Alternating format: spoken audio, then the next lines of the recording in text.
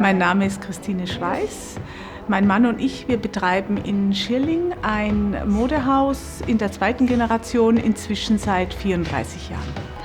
Ja, wir führen hier in Schirling ein klassisches Vollsortiment für Damen, Herren und Kinder. Wir gehen über die Young Fashion, Mittelmode bis hin zur Mode, das in allen Abteilungen. Und auch die Klassik kommt nicht zu kurz für die Dame. Das Gleiche in etwas abgespeckter Form haben wir dann noch in unserer Filiale in Geiselhöring bei Straubing.